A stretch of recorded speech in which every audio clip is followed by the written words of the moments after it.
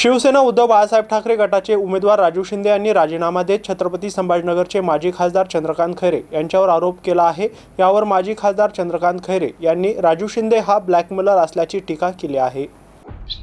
महानगरपालिकेमध्ये शिवसेना पक्षाला प्रचंड त्रास देत होते। महापालिकेच्या ज्या काही महापौर झालेत, 2 महिला महापौर झाले, 1 पुरुष महापौर झाले, बाकी अजून 1 पुरुष महापौर झाले।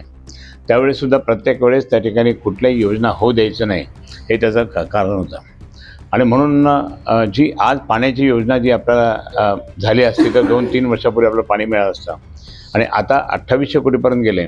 792 कोटीची ती PPPची योजना होती, ती हाणून पाडण्याचं कामसुद्धा त्या व्यक्तीनेच केलं। आणि म्हणून ब्लॅकमेलिंग चिकलठाणा एरियात सगळे उद्योजक म्हणत होते ब्लॅकमेलिंग, आम्हालाही माहीत आहे।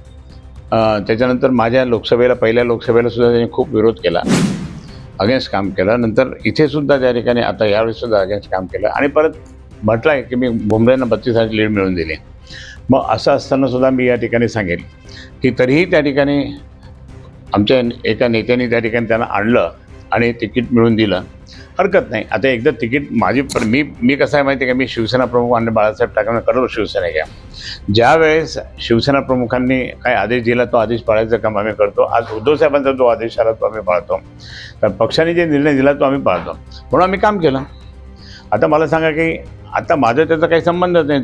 तो त्याचा पराभव झाल्यानंतर तो दिसला पण नाही, कुठे नव्हता, पण कुठेच दिसला नाही आणि तो संबंधच नाही। परवा दिवशी आमच्या एका पश्चिमच्या बैठकीला तो त्या ठिकाणी दिसला फक्त, पण त्याच्या आधी सगळे काही मोठमोठ्यांचे फोटो, जाहिराती जर पाहिले तर त्याचा एकट्याचा बाकीच्या इतरांचा फोटो होता, ते त्यांच्या विरोधात होते।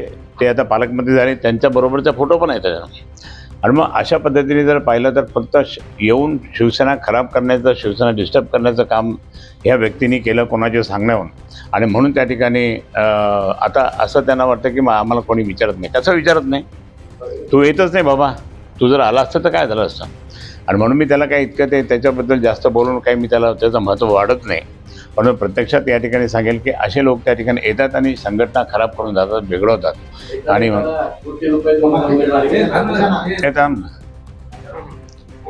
काय 1 कोटी काय कोणी आम्ही दिले? नाही, त्यांनी घेतले नाही। ते आता मी तो नेताच नाही आहे म्हणून मी काय बोलत नाही करा होते। पण एक सांगेल की महाराष्ट्रामध्ये एक चांगली महानगरपालिका म्हणून एक नावारूपास आली होती, त्यामध्ये चांगले प्रोजेक्ट आम्ही आणले होते। ते प्रोजेक्ट त्या ठिकाणी डिस्टर्ब करण्याचं काम केलं। इंडस्ट्रियल एरिया वाढवण्याचं काम करत असताना तिथे इंडस्ट्रियल एरियामध्ये सुद्धा ब्लॅकमेलिंग केली। ज्यावेळेस आता इतकं पक्षाच्या विरोध काय उद्धव साहेबांच्या विरोधात सुद्धा तो बोललेला ह्याच्यामध्ये महापालिकेमध्ये, ते सगळं माझ्याकडे कटिंग आहे।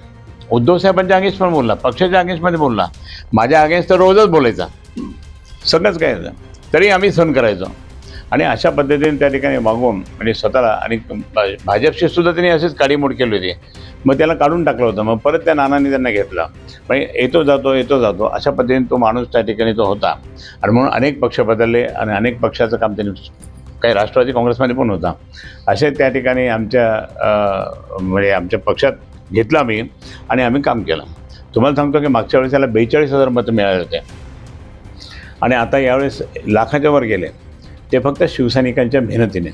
काल रात्रीपासून मला इतक्या शिवसैनिकांचे फोन आले, अनेक महिला शिवसैनिकांच्या फोन आले, आम्ही इतकं काम केलं म्हणे आणि हा माणूस असा बोलतो, हे बरोबर नाही म्हणे। विजय प्राप्त झाला नाही म्हणून आता कोणावर पण कोलित करायचं, आम्ही ते काम केलं म्हणे।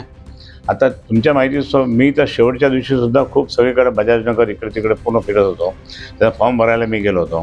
त्याच्यानंतर अनेक आणि तुमच्या माहितीस्तव त्याचा एक जवळचा कार्यकर्ता त्याला इथे बसवलं होतं मी, अशा पद्धतीने त्या ठिकाणी। म्हणून मला सांगायचा मुद्दा काय की आम्ही इतकं काम केल्यानंतर सुद्धा तर असा आरोप होतो। मी एकनिष्ठ माणूस आहे, बाळासाहेब कडवर शिवसैनिक आहे, उद्धव साहेबांच्या नेतृत्वाखाली काम करतो, पण मी या ठिकाणी माझ्याकडनं कधी गद्दारी होत नाही किंवा कोणाशी हे होत नाही।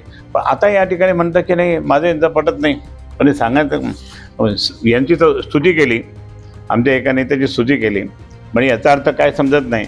म्हणजे मी काही कारण असतो काय कारण होते सांगा ना ते, आणि बद्दल माझी नाराजी काय नाराजी सांग ना, येऊन सांगायचं ना, मला भेटायचं ना। निवडणुकीत हरल्यानंतर तो दिसलाच नाही, गायब झाला. कुठे फॉरेनला गेला, कुठे इकडे गेला. मी विचारतो कुठे गेला, तो त्यांना बोला माहीत नाही कुठे गेला.